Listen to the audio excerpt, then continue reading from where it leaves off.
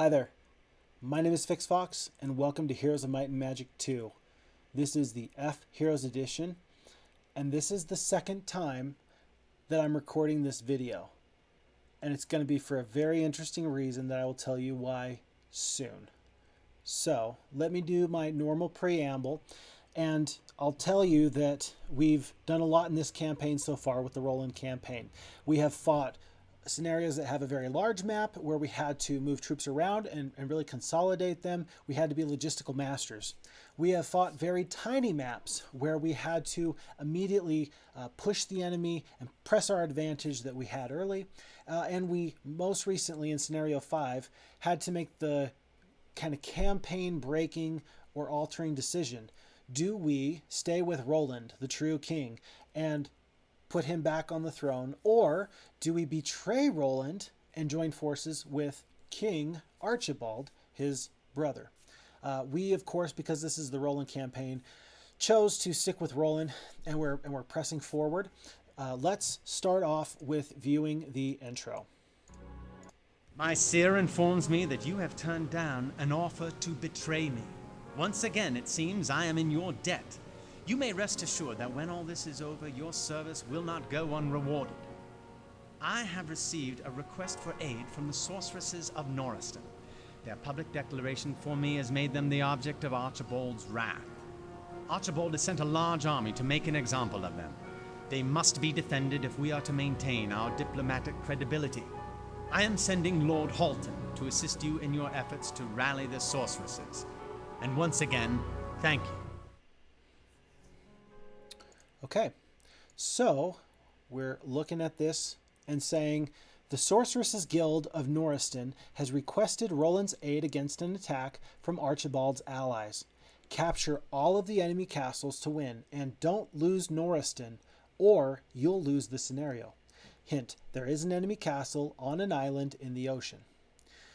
So we're there to defend the sorceresses. Lord Halston, is that a ally that is computer AI controlled? Is that just a hero on the map? I don't know. We're going to have to find that out.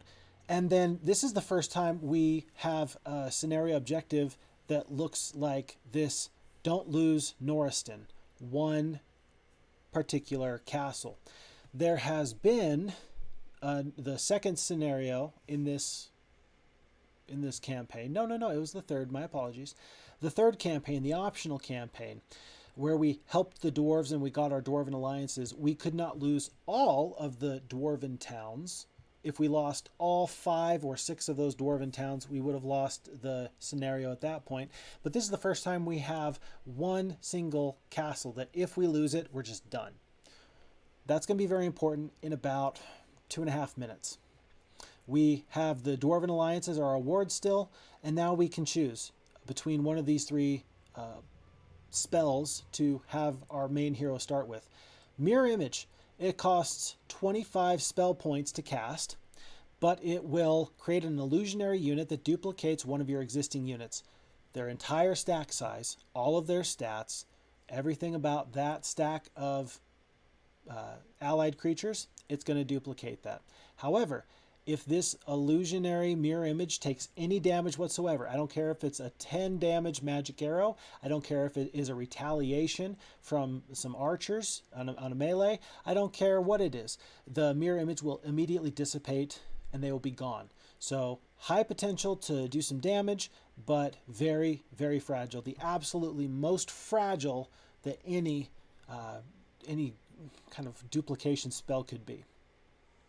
So a lot of gameplay with that, a lot of choices that you can make with Mirror Image. We could do Summon Earth. The main hero will have the Summon Earth spell at the start of the scenario. They summon a very, very tough elemental unit. It's categorized as a neutral unit. And this will be the first time that we really come across the elementals. Elementals, there are 4 different types. There's air, earth, water, and fire.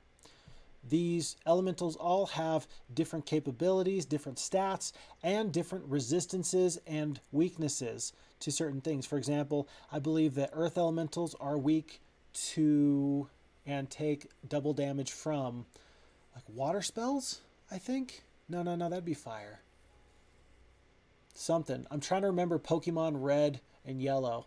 How does this work again? Anyway, the earth elementals or any elementals that you summon will have a particular type of weakness, and they will also have different stats. The air elementals, for example, because they're with the wind, they're fast and they're speedy and they don't have a lot of hit points, but they move very fast. And the exact opposite of that is the earth elementals, who are lumbering and slow moving, just like the earth, but they can take tremendous amounts of punishment, and if they get on top of you, you will have a bad day. This spell costs 30 spell points. And then, outside of these two 5 Mage Guild level spells, the Mirror Image and the Summon Earth, we also have the opportunity to take a 4th level spell. This is Resurrect. This is not Resurrect True, which we came across in the previous scenario. Resurrect True will allow you to resurrect damaged or dead units permanently. It's a 5 level spell. It has a great effect in that way. The 4th level spell, the plain Resurrect, it will only cost 12 spell points, but it will only resurrect creatures, return creatures from the stack that have been killed until the end of combat. It can be very, very powerful, very, very useful, but make no mistake, it's not a permanent resurrection. So these 3 choices, knowing that Mirror Image takes 25 spell points, knowing that Summon Earth Elemental takes 30 spell points to cast, and knowing that Resurrect takes 12 spell points to cast, which spell should we take? I have decided already that I'm going to take the Summon Earth Elemental. I think that Mirror Image could be a lot of fun, but Earth Elemental is the way to go. Okay. Let me start up the game, and then I need to talk to you about why this is the second time I've had to do this video. Hint, I'm lamenting over this fact of doing the video again, but it's the only way. It's the only way. So let's get started, making sure that our difficulty is on hard, and let's dive in. You've received a message from the guild. Thank God you've arrived. We're under siege from 2 enemies from the north and 1 from across the sea. Please save us. You're our only hope. Now, if we go back to the information screen, it will notice that there is an enemy castle on an island in the ocean. Is this the first major water map that we have to deal with? We've done all of our hero activities on land and been fairly successful with it, but now you want to put me in boats and make me traverse large bodies of water? How's this going to go? Is this going to go good or is this going to go bad? Thankfully, of course, the sorceresses all start with navigation, so we will be able to travel further over time, but it's a little bit scary to consider that this will be a new medium that we haven't dealt with. To answer the question of Lord Halston, an ally who is computer controlled or a hero that we can control, the answer is we control Lord Halton the Knight. He is level 4. He is a class of creature that is for the castles. Well, he's not a creature. He's a hero, but he is the knight class, and so he is going to favor defense skill growth when he levels up, and he will prioritize. He will be fairly equal across the board once he breaches level 9. But for now, he will mostly go defense skill, and then attack skill, and then equally split between spell power and knowledge. It's not uncommon for him to get spell power and knowledge. I think it's like a 30% chance that he can get either spell power or knowledge when he levels up. And the rest will go into defense and attack. He starts off with an artifact, an endless bag of gold for 750 gold a day, and he has a white pearl. The white pearl increases spell power and knowledge by 1 each. He has some rangers, good unit, double shot, and then we have genies again. I love genies. And I'm very happy to see 5 genies anytime. Ballistics, advanced leadership, diplomacy, not bad, not bad. When we go to Rebecca, she is the hero that starts off with our spells. She has some adventuring spells that she's picked up. Some Identify Hero, which is a spell that allows you to see detailed information on enemy heroes, and Summon Boat. I cannot say enough about Summon Boat in a water-based map. Anytime that a friendly boat, and you can designate friendly or not by who last used the boat, a friendly boat can be summoned to wherever your hero may be nearby any kind of water. If you cast it inland, the spell will fail, and I think it does eat up your magic points as a little bit of a, dude, what are you even doing? Why are you trying to summon a boat here?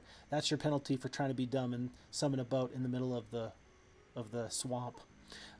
But knowing that you can move and traverse, and you can load into a boat that can appear at whim, very, very, very powerful on a water-based map. We come into our town, and holy kittens, we've got sprites, we've got battle dwarves available, we have elves, and we have a 3rd level mage guild. This is a great mage guild. What a great way to start. We've got 2 of the best kind of buffing and debuffing spells in the game as far as Disrupting Ray and Bloodlust. So our strength hero, Lord Halston, can potentially do some major damage with those 2 spells.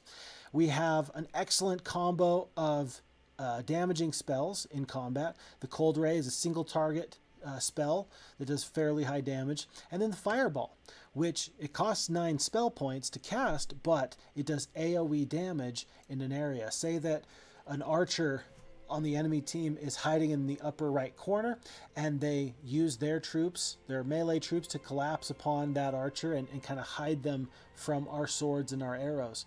You cast a fireball on that and everybody's going down.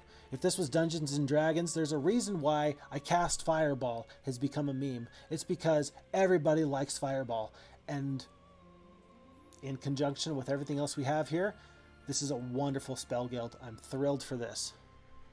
Perfect. Okay. We also will have a shipyard available to us, and other than that, nothing particularly special about this town. Notice though that we do have a very limited set of resources. We have only 5,000 gold to start out with. That's the lowest amount of gold we've started out with in any scenario so far. And only 2 of each of the precious resources, sulfur, crystal, mercury, and gems, and then 10 of the non-precious resources, 10 ore and 10 wood. So if we don't have a whole ton of resources around here to immediately gather up, we may be really struggling to try and build dwellings and purchase troops that we're going to need for these fights. And if we don't find a sawmill or an ore pit anytime soon, we're going to have great difficulty in our second town. It's nice that we have 2 towns of the same faction type. They're so close. This is the upgraded sorceress town. This is just the regular sorceress town. And if we spend 20 wood and 20 ore and the 5,000 gold it's going to take, what are we going to get? We're going to get an extra 750 gold per day because the castle generates 1,000 gold a day. But we're also going to be out many resources that we would otherwise use to purchase dwellings and to make the town stronger. And I see that being a problem. If we try and upgrade this town to a castle too early, we are going to not have enough resources to make either town very good. And so we have to be thoughtful about the way that we move forward with this. Okay.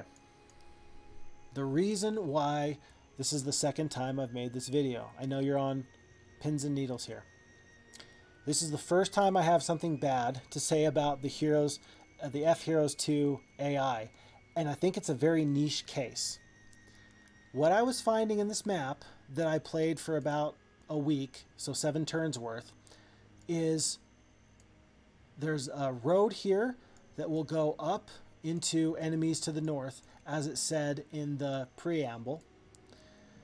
And when I left my castle completely unguarded, no troops in the castle and no hero in the castle, just open as so anyone could walk in without a fight and take it from me, the enemy AI sent all of its heroes, breakneck speed, directly towards Norriston without any regard for self-preservation. They would ignore champions that were between them and the castle. They would ignore loose artifacts, resources. They would ignore everything and just make a beeline to this castle. And of course, they would be swallowed up by my defenders who I had posted up kind of in this area. I would click on them. I would start a fight. I would kill 1 stack of units with my genies, and then they would run away immediately because they can't beat me. But the AI tunnel visioned so hard on the objective of winning the game that they ultimately led themselves to ruin. Now this is a plus and a minus here. Let's be clear. The FHeroes edition has done a great job with the AI. It has sharpened the AI. It has focused the AI to the point where the AI can make better decisions and gain more advantages quicker. I think it's sharper in that regard. This is one of those side effects, though, where the ultimate way that the computer can move forward and beat me and be a good AI is by taking this town of Norriston. And so they will ignore everything else if, and only if, they can simply walk right into the town that is undefended. So what am I to do? I sat there laboring for some time. What am I going to do to make this work? I debated whether or not I should boot up Heroes of Might and Magic 2, just the gold edition, the old DOS box version, just to make sure that I wouldn't be cheesing the computer, because it wasn't fun. I beat 8 enemy heroes in 7 turns. I debated on simply beating the map and just making a note of it. And then I realized, well, wait. And I played around with it. And I said, what if I just leave one unit in the castle? Just one. What if I leave one sprite? And then I go and I adventure like normal. And that's all it takes. So long as there's at least one defender in this town, the AI stays fairly normal. They don't lose their heads, and they don't make a beeline for this knockout punch. It's like they're charging their Hami Kami Ha, or they're doing their special move to just sneak in and win the game out from under you. Unless you have one defender in there, and then they abandon that hope, and then they play like rational AI should. So I was already far enough into the campaign when I realized this, and I'd made these adjustments, that I needed to restart, and that's why we're here. So if there's a few things that you're saying to yourself, hey, it looks like FixFox already knew that there would be a mine here and a mine here and a mine here, I'm sorry, it's because I have played 7 turns of this scenario. Enough said, let's carry on. So I am going to need to send Lord Halton into the castle because he doesn't have a mage guild or any spells in his spell book. He doesn't have the wisdom, so I can't learn the 3rd level spells, but I can definitely learn level 1 spells and level 2 spells. So let's get Rebecca out of there because she's ready to adventure. She's ready to go. Note that she does have the mage guild spells up to level 3, but she also does have this summon earth elemental. The only concern I have is that she has exactly 30 spell points.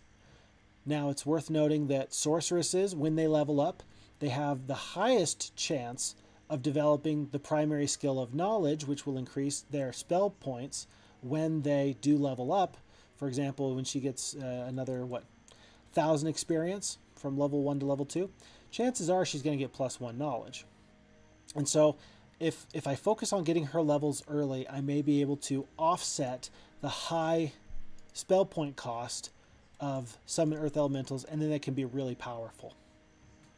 Let's move Lord Halton there. I'm going to try and be on the roads as much as possible. I moved him over so she wouldn't make a beeline over the swamp and lose more points of movement. This is going to be a +1,000 experience. I'm going to take it, and I'll take ballistics. This is going to be a map where I am going to use 2 heroes in tandem, and I'm going to try and keep my heroes equal. Rebecca will be my primarily spellcastery type hero, of course, and Lord Halton is a knight class type of hero, and so he will be my might hero, my attack and defense skill and things like that. He needs to go into the town. He'll pick up these spells, and we're not going to worry about much else other than the statue right now. I'm just worried I'm going to run out of gold if I'm not careful, so I am going to get that first and forego getting additional troops right now. The other major choice that I need to make right now, other than picking up this artifact, which is the Divine Breastplate of Protection for a +3, is to get a 3rd hero or not. I have so little gold. I am going to get a 3rd hero because I think it's just going to be important for me. Thankfully, between the choices of a Necromancer or Sabu the Barbarian, I am blessed to have someone who has advanced pathfinding. So good for a third hero who I don't really care about, because he is going to be able to go across these swamps of sorrow and pick up things and still maintain his effectiveness. I am going to get this gazebo because he might level up and get something like logistics, which could help him. In this case, if I need to send a hero out into the water, I will get a sorceress unit of some kind who already has navigation, so I'm going to have him take scouting instead. And with that long explanation, which if you're still with me, God bless you, let's go on to day 2. Let's pick up some of these resources. Let's have Sabu try and go far. So maybe he can give us some good advice on what to do. There's this empty ore mine, for example. Pausing to rest and light a cook fire, you pull wood out of a nearby pile of dead wood. As you keep pulling wood from the pile, you notice that it does not shrink. You realize to your delight that the wood is enchanted, so you take it along. This is an endless cord of wood. It'll give me +1 wood per day. That is pretty great, actually. I really love resource generating artifacts. You don't find them that often, but when you do find them, you kind of feel like you're getting away with something a little bit. I'm going to consider my best bet. I want this ore mine as soon as possible, but I know that there's a sawmill here again because I unfortunately played 7 turns of this combat. I didn't get far. I didn't get anybody into the ocean, and I got up to right about here. So that's all the information I have. Anything other than that, you know just as well as I do. I do still want to keep my heroes on the roads. Is that 1 pile of wood going to be handy? I think so. I only have 10 wood right now. And then I am going to have Rebecca, again, focus on levels. And I will give her the advanced wisdom. So far she has failed me and gained 2 primary skills that were not knowledge. Weird. Right now I am in a little bit of a pickle. I do not have any ore. I should have focused on that and immediately gone for this ore mine. As it is, I will still purchase the well because I need to do it sooner or later anyway. And get +2 to my base creature growth. I will pick up that bundle of wood. And I'm going to find a whole ton of troops ready and waiting for me. These dwarves are wonderful for the Dwarven Alliance. That's +30 battle dwarves right there. I didn't read this sign yet. It says, "Welcome to the Sorceress's Guild." I'm going to send Sabu immediately to the ore mine. So I start generating those resources. He has no troops. I'm not going to have him attack these sprites, but I will pick up this crystal right now and then have him go the long way to get into that area. And I do want Rebecca to be a secondary main hero. By stepping on the witch's hut, I'm going to get a random secondary skill. It might be garbage. I don't know, but I'm going to risk it. And it's an ancient tome on wisdom. That's fantastic because Lord Halton does not have wisdom, but I want him to be able to cast 3rd, 4th, and 5th level spells. So we will go back and get that. I'll purchase the Stonehenge. I picked up the ore specifically for it. I suppose now I could ask myself, well, I have a shipyard. Should I set sail? Should I spend half of my current treasury and send a necromancer or a barbarian out into the wilderness? Hard to say. It's probably a bad decision, but I'm going to do it anyway. And I'll tell you why. Magellan's Maps.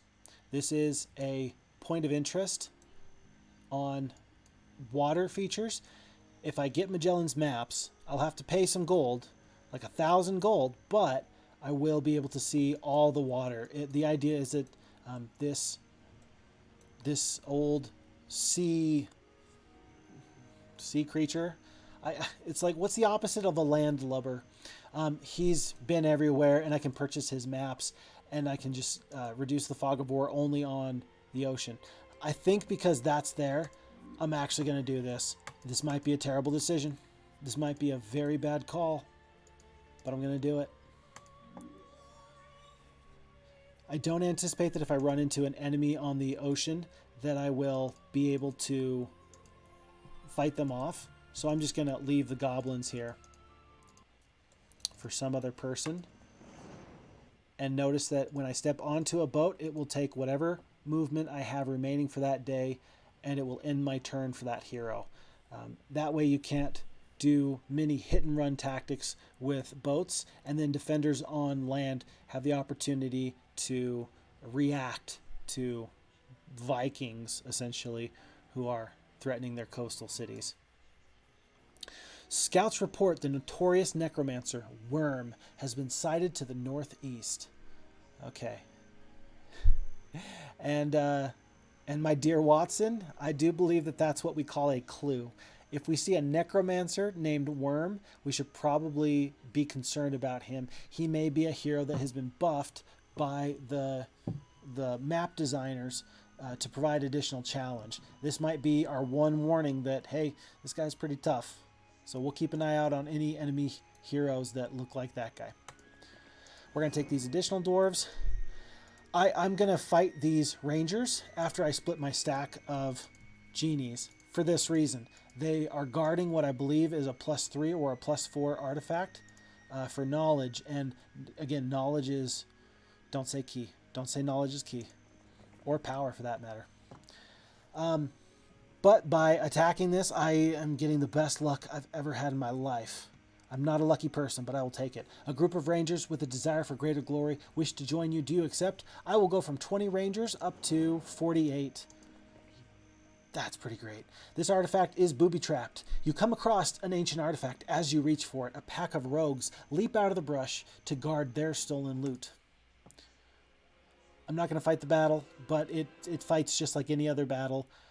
That was just a little mechanic so that if I did have a hero trying to pick up an artifact that only had one creature in my hero stack, he would have gotten ambushed by these rogues and he would have died. As it is, I will take the foremost scroll of knowledge. That's a +5. I didn't realize that was a +5. That is terrific. Let's have Rebecca try again to stay on these roads. I do want to get as many of these mines as possible. I think that'll be important. Because this is not a very, very small map. This is not like the last scenario where I didn't really need to do much as far as building up towns. I was able to snowball my Dwarven Alliance into an early win. I think it took me 13 turns.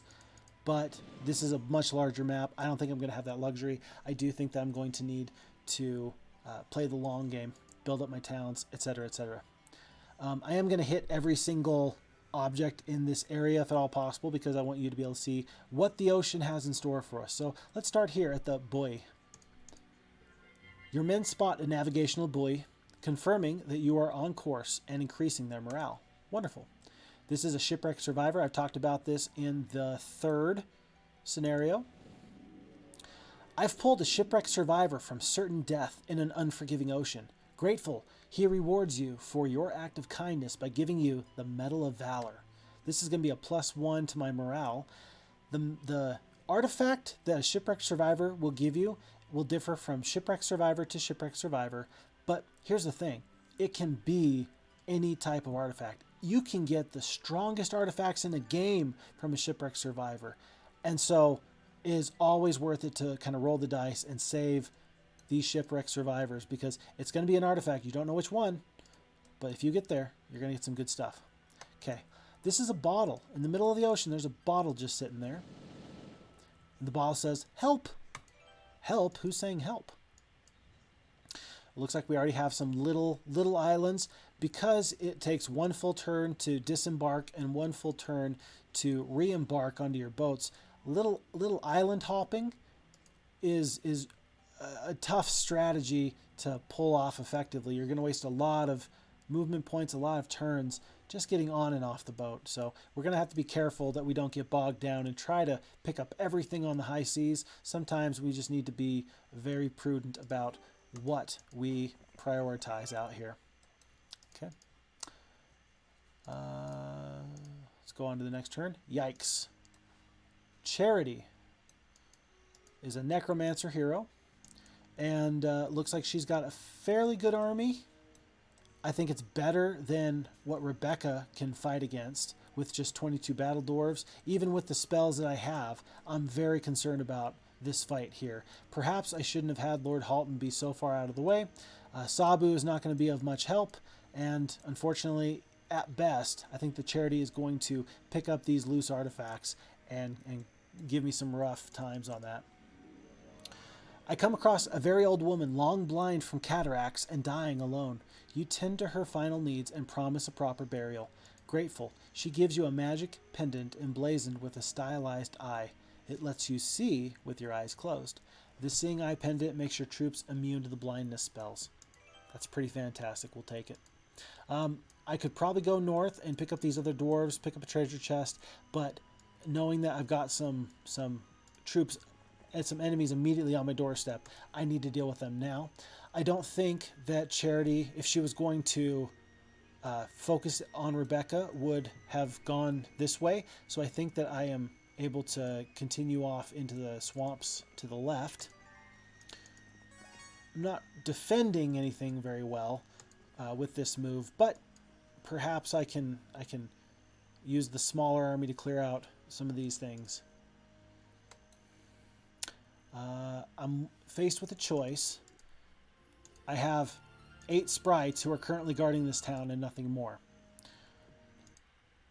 I think that what I'm going to do is I'm going to make it so that Charity will fight them, kill them, and then it may be valuable to me to leave Blackburn completely alone. If the AI has enough resources, sometimes the AI will steal your town from you. Oh no, 250 gold a day. But then they will upgrade the town into a castle, and all of a sudden I've saved myself 20 wood, 20 ore, and I am happy as a clam. That is my hope. There's no guarantees. And again, I don't know if the AI will be different from FHeroes2 to normal heroes, and how big of a difference this is going to make. So in the meantime, let's just run Sabu away. Let's not have him try and defend Blackburn. And I will pick up a wonderful creature that we talked about in the last scenario, the Medusas. They are a great creature. I would call them somewhere between a 3rd and 4th level creature. 500 gold cost, a 2 hex unit, 20% chance to petrify, very decent skills. A welcome addition to any army. And then we're more or less going to sacrifice Blackburn in hopes that we're going to get lucky. And looks like the red hero can help us out and buy a town for us before we retake it. Magellan's Maps. Magellan, a retired captain living on this refurbished fishing platform, offers to sell you maps of the sea he made in his younger days for 1,000 gold. Do you wish to buy the maps? Yes. Watch our mini-map. Watch everything around us. What a powerful doodad. If that seems broken to you, I agree. I absolutely agree. I can now see all water features on the entire map. If there was water features somewhere in the middle of the swamps or to the northern territories, I could see those as well. So it's non-discriminatory about, the actual ocean versus, kind of ocean. And it lets me do so much planning ahead. First of all, let me see if I can find, points of interest. First and foremost, looks like here is that barbarian castle. The information for scenario 6 says there is an enemy castle on an island in the ocean. That looks like it's it. And it looks like it's a barbarian. They do have plenty of boats. They're probably not going to get stuck out there. And so I'm in a little bit of a race, it looks like, to try and pick up many of these resources before the green hero Phineas does. He is near this whirlpool. I don't know where that whirlpool will spit him out at. Let me find that. It looks like it's up here. So there's a little bit of flexibility that he has to traverse the map quickly. I am going to prioritize certain things. I'm not going to prioritize the flotsam. They can be great for small amounts of gold and small amounts of wood. I'm going to prioritize sea chests, which have a fairly low percentage chance of having a significant amount of money in them. And I'm going to prioritize finding the shipwreck survivors. I wish that I could prioritize these bottles. because once they get picked up by anyone, they're gone. And sometimes they're filled with interesting, fun things. I don't want the enemy to pick up my interesting, fun things. I want them. They're for me. They're not for you. Leave them alone. But I also recognize that I got to be fairly choosy with my next few moves here. So I'm not going to worry about this island per se. I'm not going to worry about landing over here anytime soon. Looks like there's a castle or a town out here, but I'm guessing that since this is definitely the barbarian town where he came from, this may be unclaimed. I may have the opportunity to claim this town here. I don't know what type it is. It's hard to tell. It is not a sorceress town. Comparing this corner to this corner, yeah. So that's interesting to me too. But as we path in the ocean, we will try and path around these bodies of water so that our normal sight range can let us know if there's something that it just is too good to pass up. Let's start picking up some things. Flotsam, 10 wood and 500 gold. That's excellent. Another 10 wood, 500 gold. This is, oh, we're doing great. 1,500 gold pieces. For this hero, Jacqueline has already paid for herself. She's already paid for herself. This was the right move. If I had simply abandoned the ocean, that would have been the wrong move. And I did not know if that was the case or not. I didn't actually send a hero into the ocean on the first playthrough of this. So, high five. Okay, good. Fenced meadow. And let's sacrifice this town and hope we get lucky. My forces do suffer a bitter defeat. I'll accept that. And immediately, red upgrades the town into a castle. I am so okay with that. I am so okay with that. No regrets. I'm thrilled. In order of priorities for these heroes, I'm going to do Rebecca first, just so she can figure out what's over here. Lord Halton, I know he's heading over there as soon as possible. And then by then I should know really where Sabu should go, if I need to path him through, maybe try and take out these sprites or not. And then we'll go back to the ocean. The Death Ripple spell. Shrine of the Second Circle gives me, in exchange for protection, some friars who teach me the Death Ripple spell. It will do 15 points of damage to all non-undead units on the battle. So, necromancers love Death Ripple. Unless it's a dead necromancer type unit or ghost, then that spell will do damage to everybody on the battlefield. Ooh, is this an undefended gold mine? That's an extra 1,000 gold a day. I did not know that was there. I really did not. And so I know that there's a road here, and now I know that there's another pass right here. It's currently guarded by griffins, but that is worth noting. This artifact is excellent. It will increase my movement on land and by sea. I can't tell what's guarding it. Maybe peasants? If it's peasants, they're going down. They're going so down. I would love to pick up this sulfur mine. I think that I need mercury and I need sulfur, crystal, and gems. So I guess I'm not really missing anything out right now by not getting it. I am going to pick up the wisdom from the hut because Lord Halton does need wisdom. And then we are going to make a beeline. We're going to make a beeline for this town. And it's going to have to be by road. It's currently day 6. And so I've got 2 turns to get there before they can purchase new creatures and really make my day terrible. Sabu does have some units now because I got him the Medusas. I don't want to lose him because he does have +1 wood. I think going in this direction is going to immediately draw attention, but I can probably escape to the south, beat some sprites up, and then carry on from there. I'm going to do a weird split. This feels bad, but because the sprites don't have or don't allow retaliation, I'm going to need to attack each of their 5 stacks at least once. Okay, glorious battle. I'll see how much better I can fight this. I'm guessing that they're all going to make a beeline for the goblins. That's correct. Unfortunately, there's this water feature here, and I don't want to go all the way out here. I'm better off just to trip over myself a little there. Yeah, one Medusa just took out 6 sprites with no issues with that high attack skill. One goblin is basically just going to eat the retaliation of the largest stack here. And so these goblins don't have to worry about any kind of retaliation. Wow, I'm really just tripping over myself with these 2 Hex Medusas. I think I made a very critical tactical error there. I think that, yeah, I made a mistake. My bad. I won't mind losing all my goblins, but I'm not going to lose any Medusas. That's what that fight looked like. And let's push through. Let's push through, and maybe with Sabu, I can pick up some creatures from my hometown and ferry them to the front lines as soon as possible. I'm going to start upgrading my dwellings that can get upgraded, especially since I don't have to worry about wood and ore going into building a second castle. That simplifies the question of how do I spend my resources so much. So much.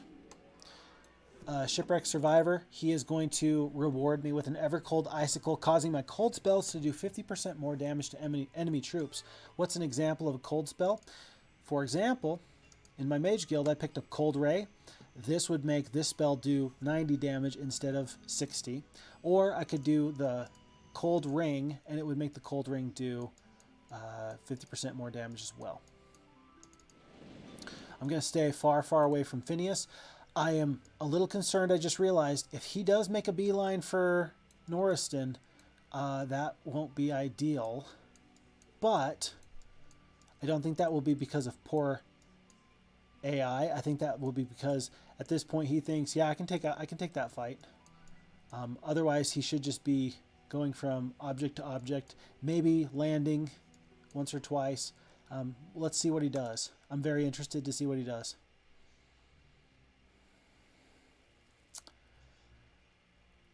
Okay, I'm a little confused because this maneuver going through the whirlpool just so you could land immediately, that one looks sus.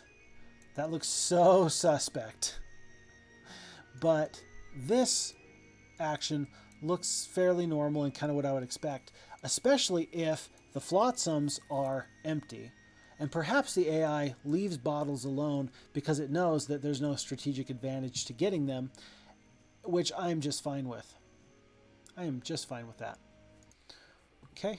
Wow, he just landed instead of taking out a whole champion or hero. That seems like a critical error on his part. I won't question it. Yeah, he walked right by some flotsam. Well, and maybe I'm the crazy one here. Maybe that's just the absolute right decision. End the enemy while you have an advantage with genies. I could see that being a legitimate strategy. I really could. Okay. Because Sabu has the advanced pathfinding, unless he's got expert pathfinding and some kind of logistics, there's no way he's going to catch me. He did move very far. I'm guessing he had navigation, which allowed him to just sprint across large bodies of water. Oh, it's rangers. I do have spells.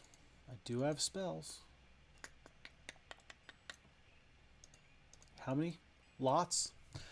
I wish I had my phone on me, because I would look up, for your edification, the differences between a few, a pack, lots, a horde, a swarm, zounds, and a legion. I believe that those are I might have missed one, but those are all the designations that neutral creatures can have on the map. I know that a legion is 1,000 or more in that neutral stack. You see that very rarely. I don't think we're going to see that in the campaign. I really don't. Even if you have a legion of skeletons, that means you have 5 stacks of skeletons of 200 or more. Yikes. Terrifying. And then Zounds, Zounds. That's a significant amount too. Basically, for our purposes, trying to figure out how many lots of Rangers is determines whether or not I'm going to fight this fight. I think I'm going to split my sprites into these stacks and just go for gold because I really want this artifact. So I will win. I'm going to lose half my stack of Battle Dwarves, but I think I can do better with spells.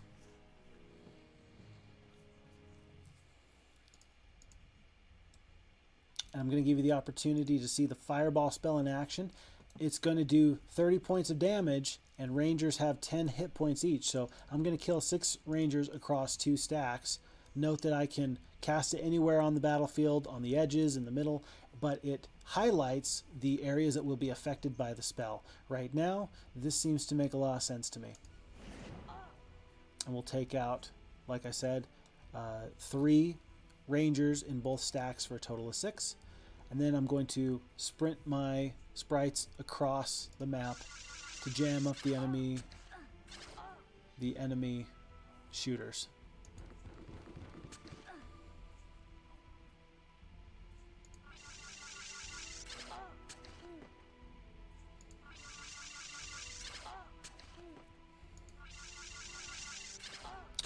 It's not much, but it's an honest day's work. Now, here is where I wish that I had a haste spell instead of Fireball. I'm still going to use the Fireball again because it's going to be probably my most efficient spell as far as bringing down these archers and saving this stack of Battle Dwarves. But I do have some regrets. There's some other spells that I think would be more advantageous. I'm going to try and kill this top stack of Rangers so that the Battle Dwarves won't have to go top as quickly. I'm trying to keep these stacks of creatures in the middle closest to me, which is why the middle stack of 5 is there. Oh no, that's potentially bad.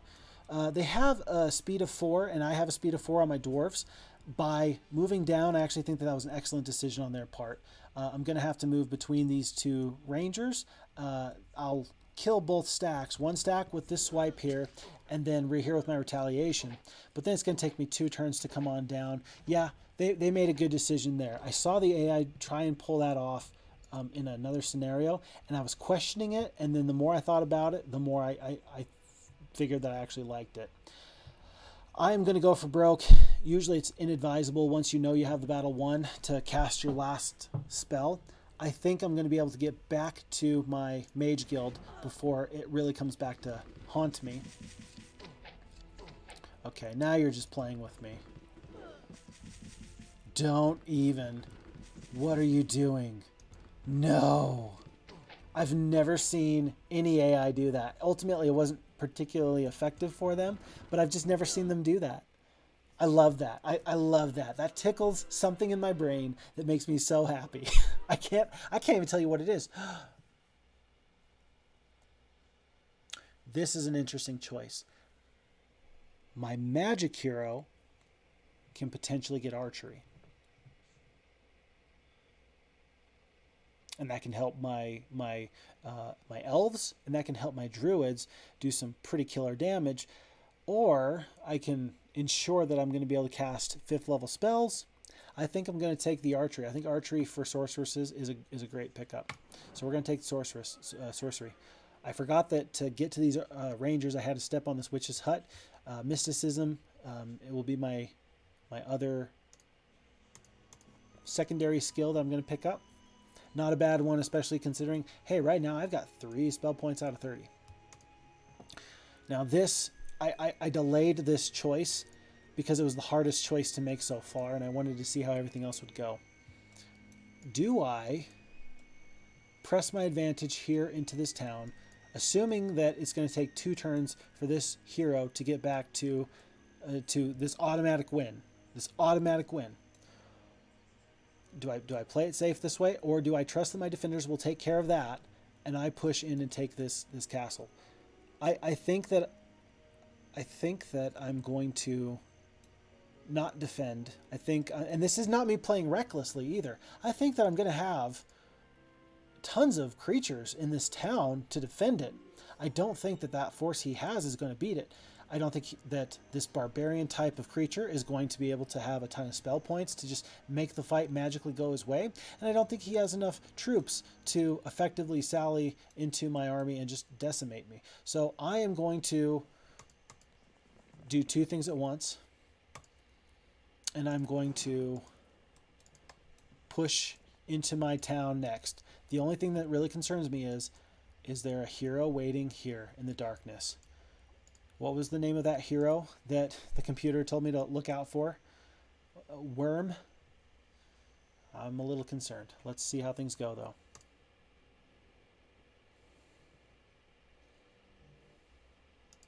Okay. These AI moves make a lot of sense to me.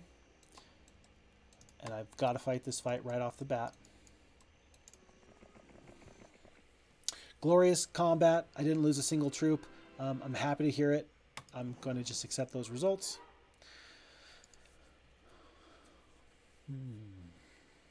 What other... Tell you what.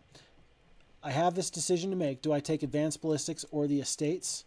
Estates, I don't know how long this map is going to be. If this is, again, a 30-turn map, that can be as minimum as 3,000 extra gold. Or if I upgrade estates into advanced or into expert, it'll be even more gold. Or do I save the slot for my secondary skills for something better? If I didn't have wisdom right now, I think I would actually just choose the ballistics, assuming that I would want to keep it open for something better. But because I have wisdom, I think that that's the most critical thing that Lord Halton could get. I think I'm going to take the estates. What a beautiful castle. I love the craftsmanship. Let's get a statue. And let's recruit these pixies, just because. I am going to combine those stacks of genies for the purpose of bringing on these pixies. Excuse me, these sprites. They're not pixies, they're sprites, and I need to be correct. An old man claiming to be an inventor asks you to try his latest invention. He then hands you a compass. The true compass of mobility increases your movement on land and sea. By a lot, actually. Right now, we have 1,700 move points on land. Oh my goodness. That's terrific. That's an interesting little doodad. You know, you right click and it says, these are flowers, these are trees, these are mountains, you know, griffins. Nothing special. I can't click on it. I can't walk onto it. I have to walk around it. But what is it? It is nothing special. That's cute. There's a lot of charm in this game. There's a lot of charm. It makes me very happy. Okay. We know that there are enemies outside of the gate. I have 7,000... Yeah, I have 7,000 gold to play with, and I've got all these upgrades. I have the choice between a Thieves Guild or a Captain's Quarters. I'm going to pick up one of these before this turn is up. And the reason I'm going to pick up one of those is because I know that this town, Ballista, will defend at a higher defense for every town dwelling or town building in the town. Let's pick up all of our creatures that we can. I know that we're gonna... What? How did that happen? I didn't build anything. What? Oh my goodness. These 6 unicorns nearly bankrupted me. Oh my word. I didn't realize I had so little gold left. I would have waited to buy sprites until I had my shooters. I think that... Wow, I feel a little silly. Tell you what, I'm going to have my hero here at sea. See if she can rustle me up some gold. 200 gold, we'll take it. And if she had found more, then I could have more gold for my purchase now. I guess I need to be smart about this then. I do have my marketplace.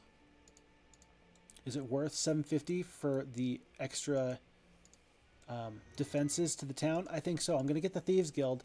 It's 750 gold. That could be, what, 3 Grand Elves? But I think that the building is actually going to add more total defense to the town. Especially since I have some Medusas. I can do some things there. Does Sabu have... Does he have good morale? No, he does not. He does not have leadership. Is 22 goblins worth having negative leadership for? Because this will be 1, 2, 3 different factions in one army. Is 22 goblins worth it? If I get rid of the goblins, I can get some Grand Elves and I can get some Greater Druids. Or because I'm fighting in my town, I'm actually going to recruit some Battle Dwarves. But I do want some shooters. It's a terrible decision I'm making here. I think I wish I only had 2 or 3 unicorns here in this case. I think I'd rather have the shooters, and I really wish I wasn't putting myself in this position where I'm getting rid of goblins. But I think I'm going to do it just for the morale. I think the morale is that powerful here. I really do. Wow. Did not anticipate making that decision today when I woke up. Okay, we're going to purchase 3 and 2. And then we're going to trade just enough resources to get 300 gold. I'm not going to trade all my resources in my marketplace. I still think I have this fight. Yes, he has genies. I still think I have this fight because of the unicorns. Wouldn't this be a wonderful time to, for the first time, see a pack of genies or a couple genies half a stack? Would it be wonderful? I think not. Let's find out. Okay. And I'm okay with that too. And in fact, I think that is what I would prefer. Now, here's my question. Is he going straight for the town? No, I don't think he is. I think that he just ran out of movement points. That's a little bit interesting there. Another interesting decision. I think I can absolutely beat this fight, though. The enemy has fled. Let's see if we can keep him from fleeing. He has 4 genies. I have 5. And I think it's worth it to me to get the first attack off because of this. My genies will attack, their genies will retaliate, and then their wolves will go. If I can cold ray the wolves and take out 3 wolves, then I think I feel pretty good about the losses I'm going to take here by flying across the map with my initiative. Okay, yeah, I think I like that. And then I'm going to try and do some serious damage here. Good morale, and his genies don't even get to attack. I'm happy with that. I don't think he's going to stick around. I think he's going to retreat as soon as possible. But this game is all about asserting dominance. Not really, but it sounds good when you say that. That's going to be 1,000 experience or the 1,500 gold. Given that I didn't even buy out my home castle just now, I think that I'm going to take the gold. If it was Rebecca here, I might take the experience, but because he's got plenty of stuff going on, I'm going to take the gold on him, but I will take the experience on her. And with 53 dwarves, I know that she can beat these rogues, so I'm going to let her path that way. I'm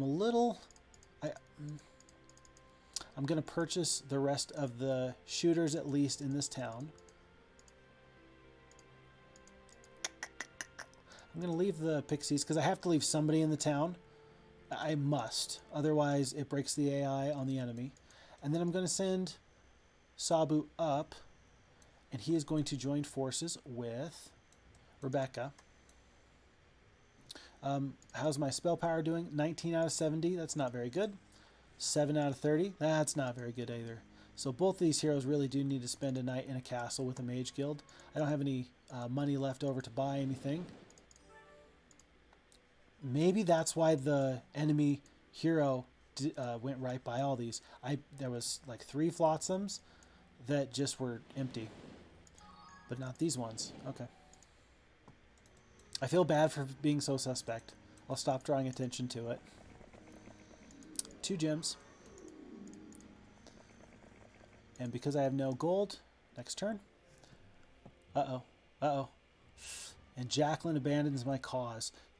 Again, she already paid for herself once, but note that the boat is just gone.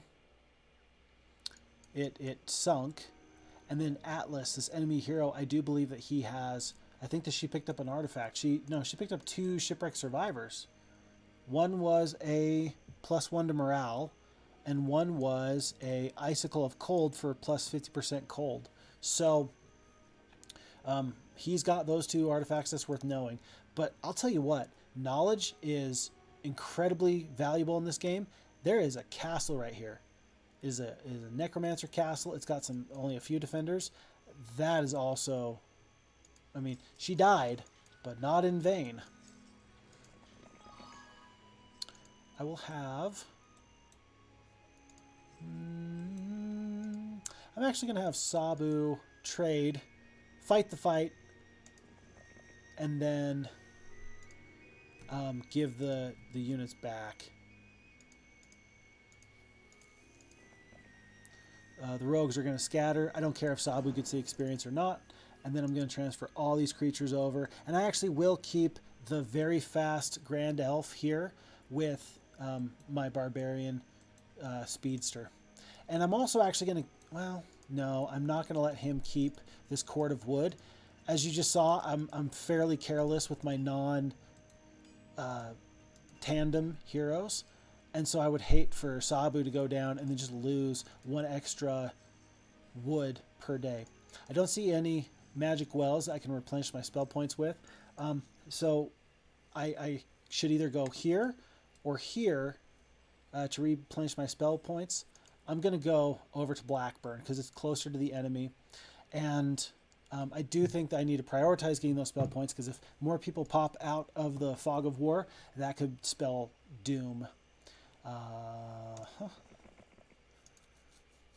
And I'm going to have Lord Halton go into the town to do that exact same thing. Now I have enough money to purchase the Mage Guild, and that's a smart purchase. I think I'm happy with that decision.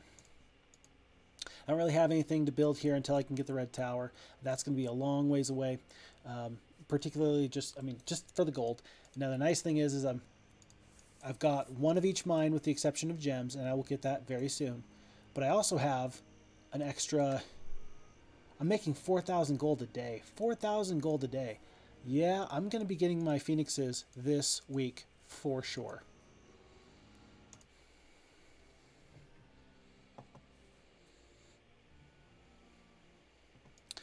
This is what I would expect out of the computer, to be going through these islands and doing the island hopping.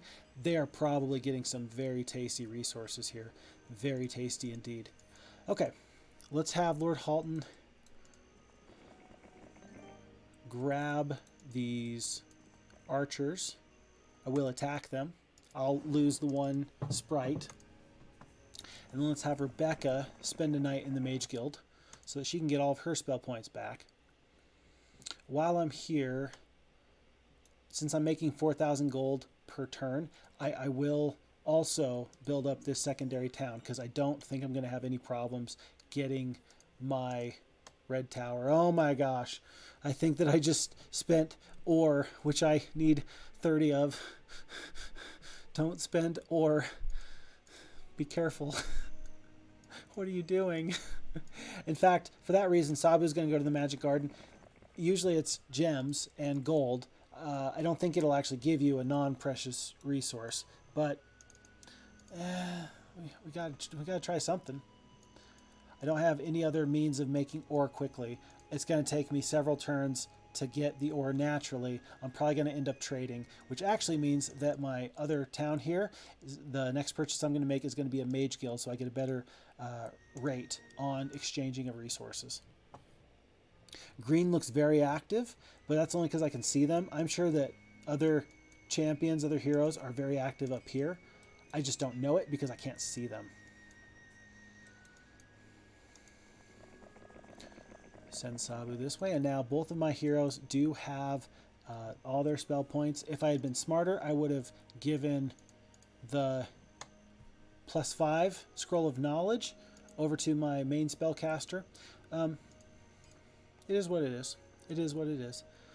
I am going to fight this graveyard battle. Not because I think I have a tremendous amount of troops, but because I think that the dwarves can take it. And I think I can defend my rangers as they shoot enemies down. So let's do this. I do want to search the grave. I tentatively approach the burial ground of an ancient warrior, or of ancient warriors. Do you want to search the graves? Yes, I do.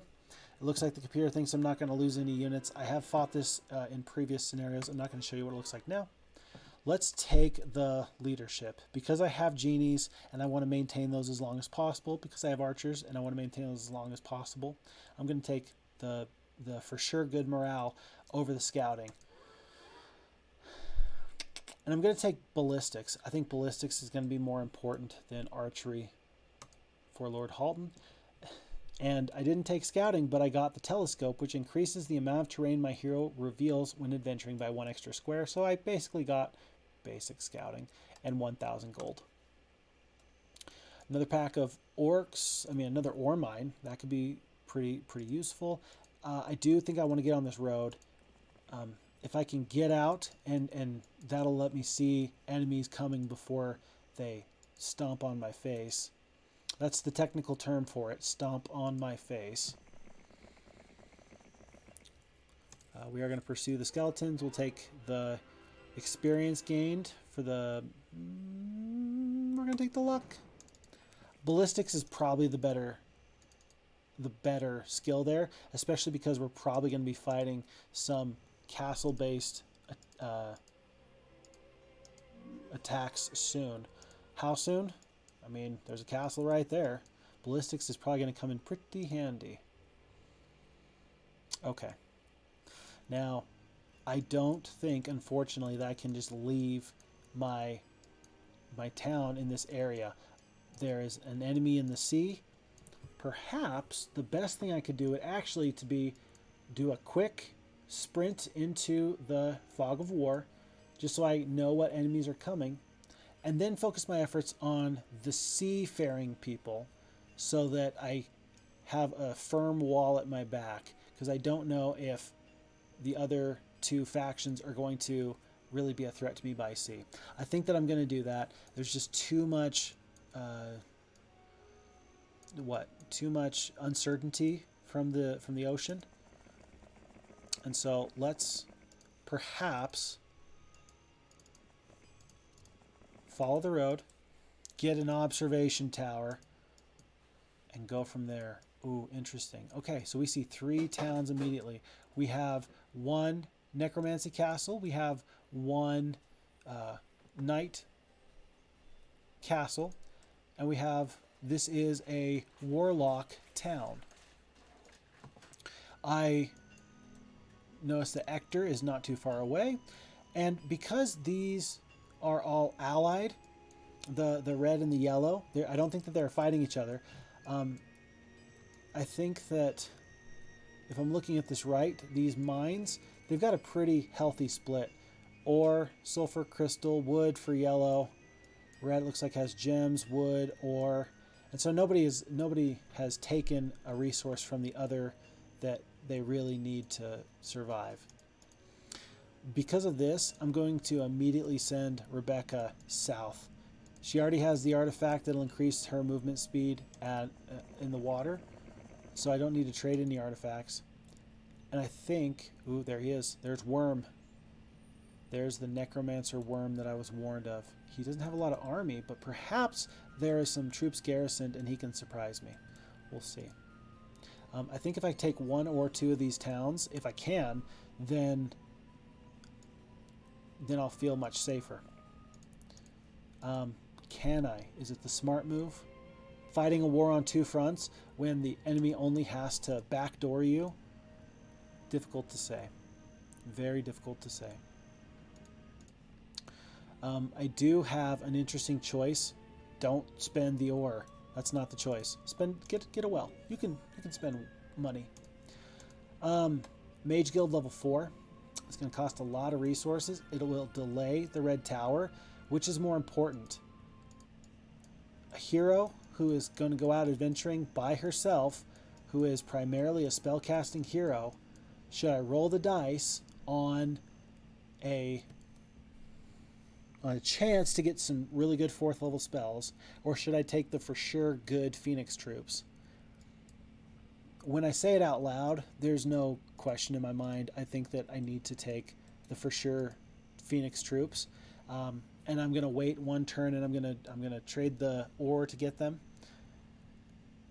And I don't think that that's a bad decision. I don't think that anybody can grief me on that, really. That's interesting. That it looks like they are probably going to take this town, those barbarians are. Ector lost some troops there.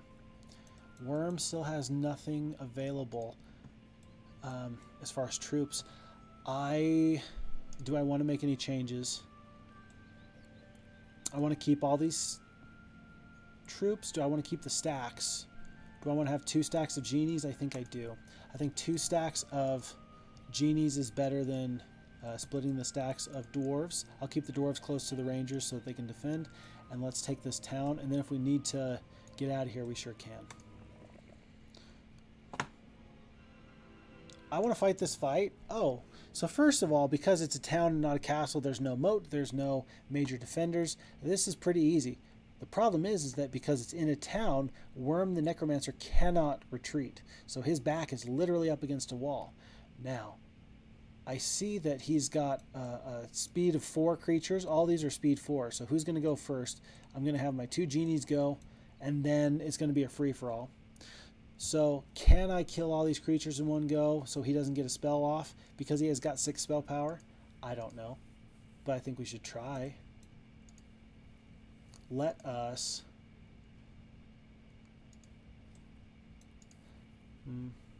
Let's Cold Ray the zombies. Let's make sure we can kill this stack of skeletons. That's close enough. And then let's finish off these zombies. He must have no spells at all. All that spell power and just no offensive spells? I am very, very amazed, actually. Okay, so that was an easy fight, but I pick up some artifacts. Pendant of Death makes troops immune to holy spells. For a Necromancer hero, this is one of the best artifacts you can get. No Holy Shout, no Holy Word. Your troops are safe from those. Black Pearl, +2 knowledge, +2 spell power. And then Ector, is he close enough to fight off? Yeah, those are all the spells that they had. And I don't think that I need to fear Ector. I guess I'm not even going to fight that fight. He fled. I'm going to assume that I'm just that good. How much more time am I going to spend in the swamp? I don't know if maybe there's some swamp to the upper right of this little peninsula. Plus 10% damage for my rangers could be pretty good though. I'm going to take archery. I wasn't planning on it necessarily, but I'll take it. I'll hop on the magic well, so I got max spell points. And then I wasn't planning on pushing in here, but with my ballistics being at advanced and having these dwarfs and these genies, I think that I can fight these fights. And since I can get there next turn before it's day 1 of a new week, this might be a huge opportunity for me. Okay, I do need to purchase my phoenixes though. So let's trade. And it won't be very expensive to trade. It'll be 10 wood for 2 ore.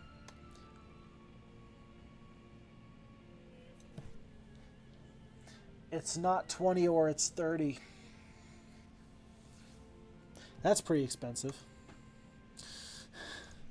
That's pretty expensive, actually. Maybe the campfire? No, it just gives me gems. Didn't think I would be sad to see gems, but here we are. Oh boy. This is going to increase my mobility at sea. A sea captain is being tortured by ogres. You save him, and in return he rewards you with a wondrous instrument to measure the distance of a star. Nifty, nifty. Well, listen, I gotta buy my boat.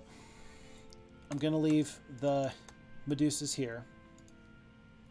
Can I get 10 more ore? Is it possible?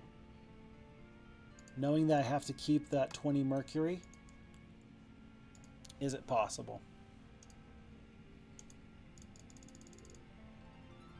Yeah, it's possible. Let's just do it. Let's just do it. I'm so sad. But I'm going to get the creatures I need to make this work out the absolute best. I need to plan this for a second. My army will be everything except for the sprites.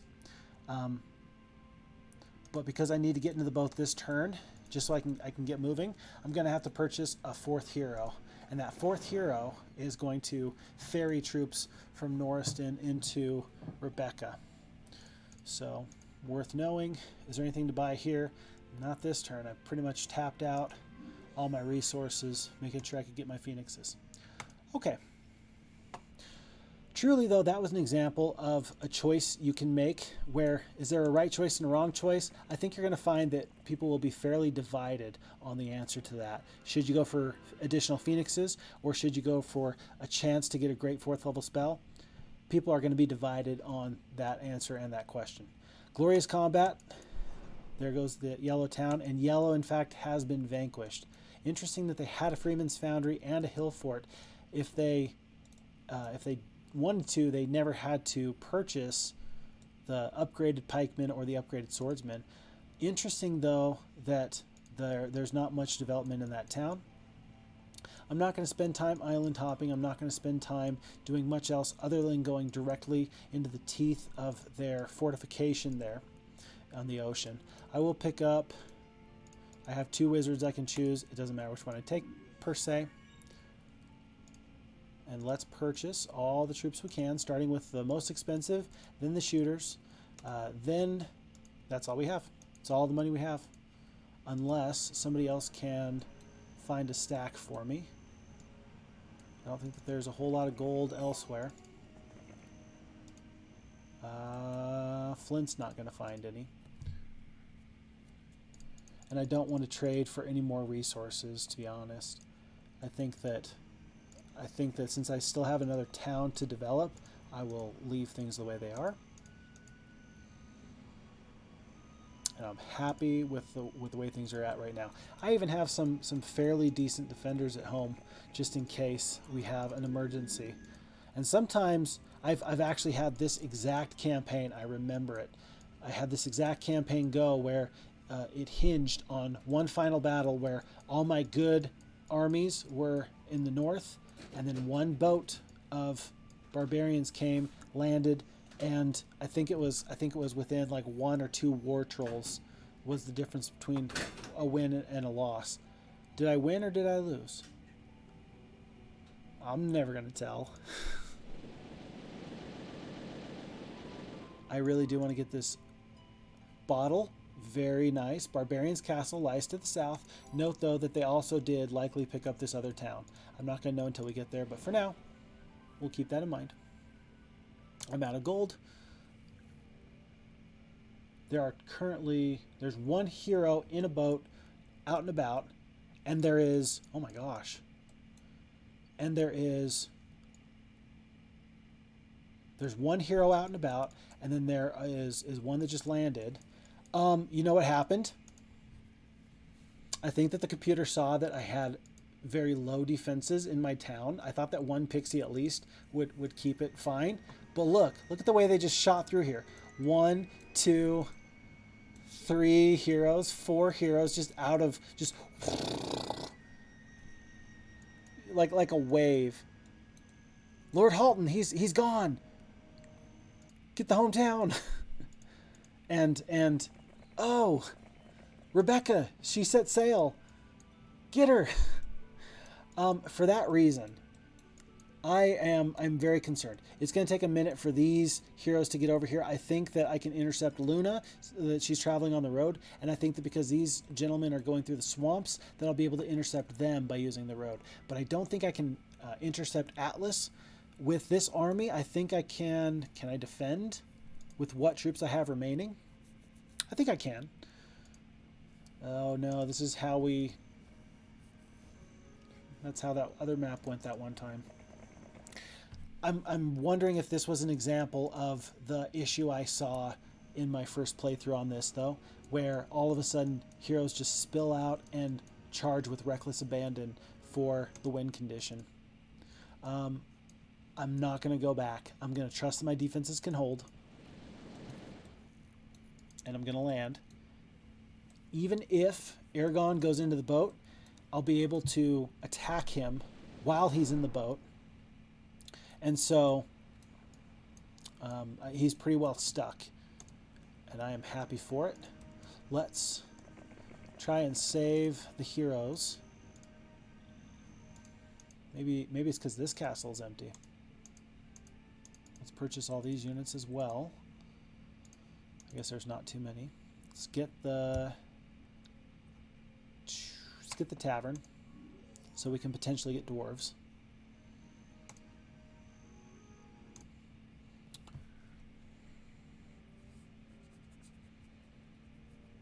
Look at that. Did you see that? Luna just walked right by a completely undefended town.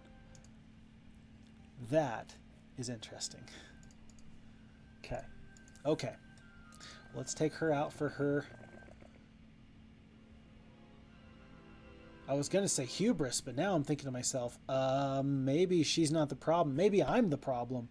4 genies? You think I'm going to lose 4 genies in this fight? It's quite possible. It's quite possible that I've already made a terrible error and I just didn't realize it. She's got fair knowledge and fair spell powers. I don't know what kind of spell she has. Unfortunately, as I'm looking at this, Cold Ray, it does 100 points of damage. And I can cast it until they're all dead, but it's going to take a second for that to really kick in. I think what I'm going to do is I am going to sacrifice. I'm going to throw 1 stack of genies to the wolves. And... yeah, I'm going to throw 1 stack of genies to the wolves just to stay on these liches. But otherwise, I'm going to Cold Ray them as well. Kill 4. I kill 3. So now there's only 3 left. And then, do I go across the battlefield with my second stack? I don't think so. I believe that the pixies are going to get the chance to go. No, they're not. The mummies are going to go before the pixies just because they're higher. They are the same speed, but they're higher up on the board here.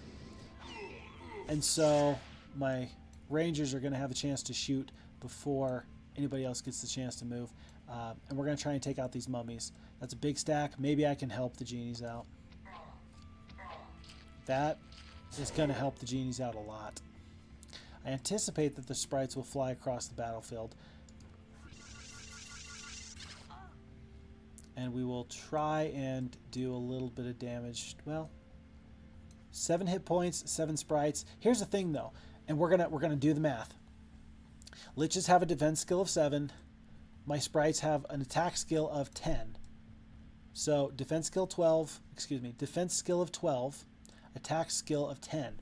That means that my sprites are going to do 10% reduced damage to the lich because for every defense skill point above the attacker's attack skill, then the defender will take 5% reduced damage.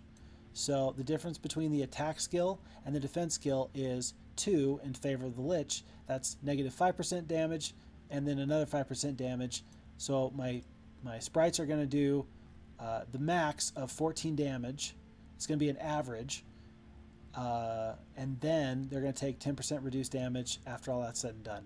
So, can they do 7 points of damage? The answer is absolutely yes, they can, even with the 10% reduced damage overall. It's just going to depend on how many sprites attack at a 1 and how many sprites attack at a 2.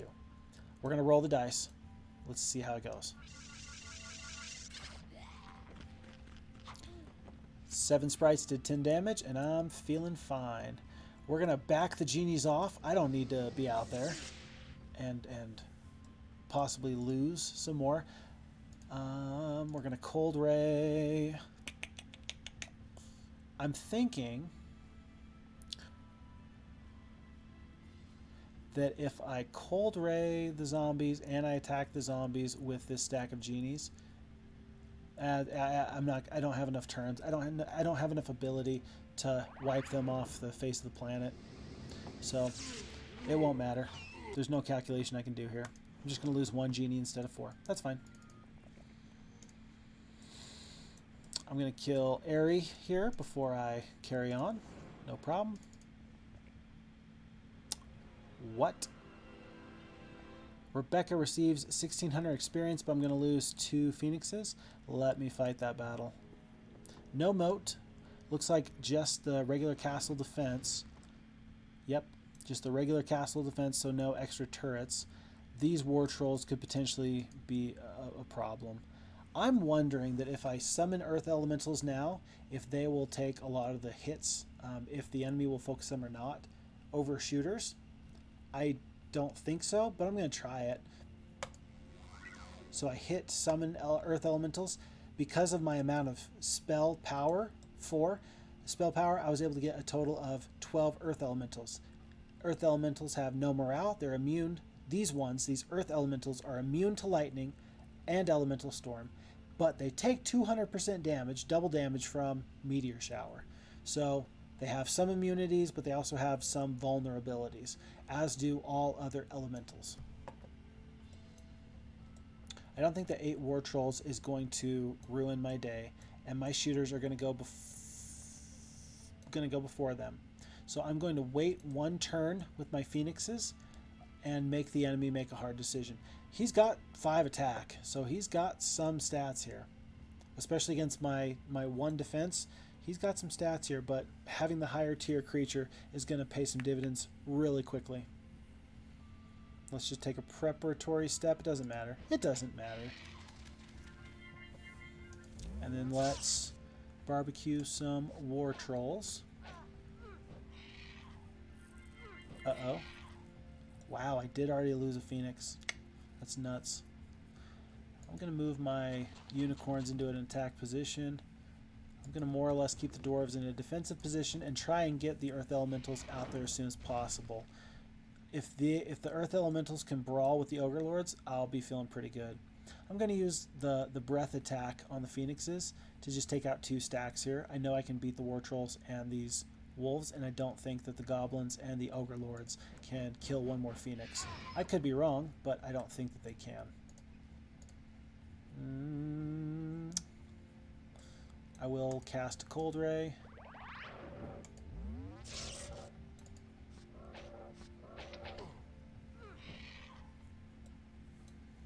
I will finish off the war trolls. And so I have 29 hit points left. These phoenixes, I might lose 1 more of these goblins. Yeah, I really might. In fact, I'm kind of planning on it. I'm definitely planning on it. Yep, 72 damage. So I'm going to get these phoenixes out of here as soon as possible. They have 57 hit points left on the top stack. Their day is done. Let's call it. And let's... Okay.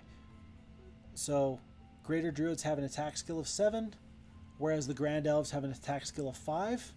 That makes me think that I'm best off using the Greater Druids to attack the Ogre Lords and the Grand Elves to attack like an Orc Chieftain or Goblins kind of a deal. Just because of the way that the attack skill versus defense works. And in fact, I am going to kill these Goblins.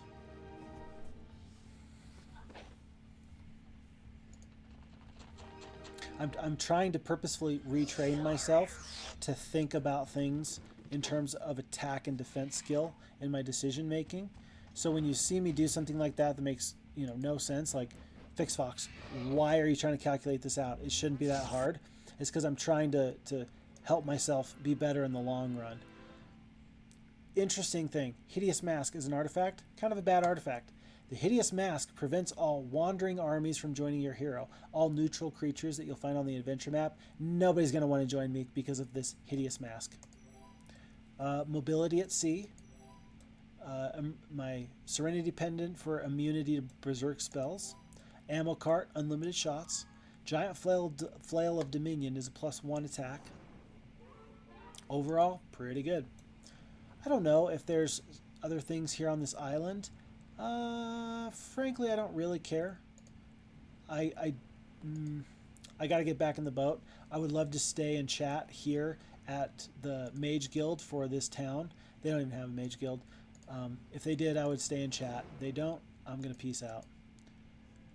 Because there's one more boat here, I don't feel bad about buying another hero, just so that hero can check to make sure that there's nothing worthwhile on the rest of this island.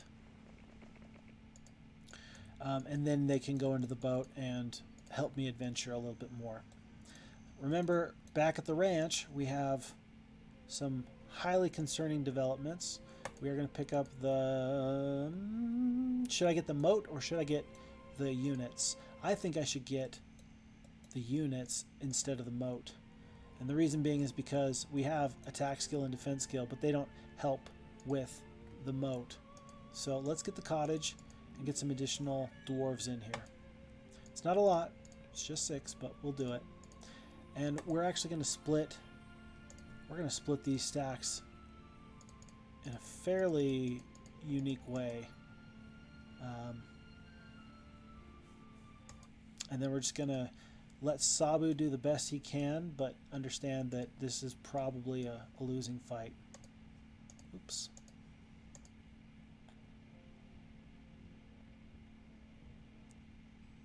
Okay, red has decided to leave. I don't know what green is doing. Perhaps they're making a break for this blue undefended town. No issues. And I pick up an enchanted hourglass, which extends the duration of all my spells by 2 turns. It's like having 2 spell points, 2 spell power extra for spells that affect the duration, like a haste or a slow or a blind. +1 luck from the 4-leaf clover. Pendant to life makes all troops immune to death spells. That's good because there's a necromancy town up there. And that Evercold Icicle, the +50% cold damage spells. And the Medal of Valor for the +1 morale. We'll take the Advanced Wisdom. And I think that I'm just going to traverse across the swamp here to ensure that these troops keep moving that way and we head them off. I'll make sure that there's nothing special here in the corner. There's not. And I just want to make sure that this town stays defended. Let's go to this other little island. This other little island has their last hope on the ocean. I think that this will end Green's otherwise successful run. Let's... this is my diplomacy kicking in. 5 of the 19 orcs will join my army and the rest will leave me alone for nearly 3,000 gold. I don't want to do this. I'm just going to make them fight me. They were insulted and so they lost themselves. The ultimate artifact may be found in the north regions of the world. This is interesting. For a reason I will tell you later. It's not relevant to this map yet. We haven't come across the scenario for which that is very relevant and very interesting. But stow that away in the back of your mind for a later date. We'll pick up the expert navigation and green player has been vanquished. Into the boats we go. And because I don't fear any attacks from the sea, I'm just going to do a D-Day invasion and land on the beaches of Normandy, aka the beaches of Fenton. And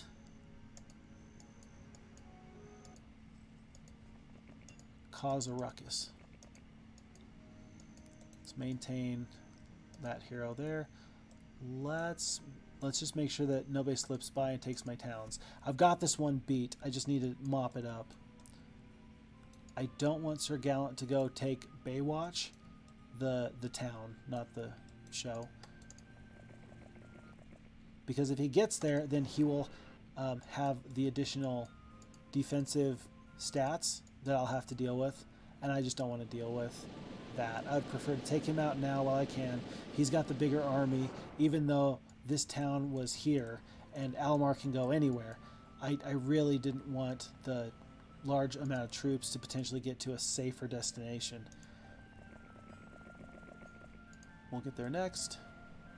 I don't have any spell points, but I should still win this fight. I'm not going to fight it. I will walk in here, though. Is it worth it to rejuvenate my spell points? It is, because I don't know what's up here. I'm guessing that there's probably one more castle. I just got a feeling that there's one more castle up there. I could be wrong.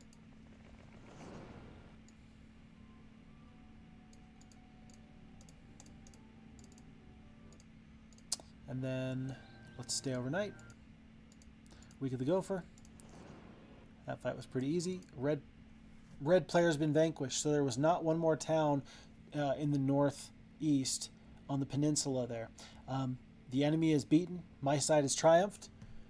And we are on to the next scenario. So, that was scenario 3, the defense. And we are on to either scenario 7 or scenario 8.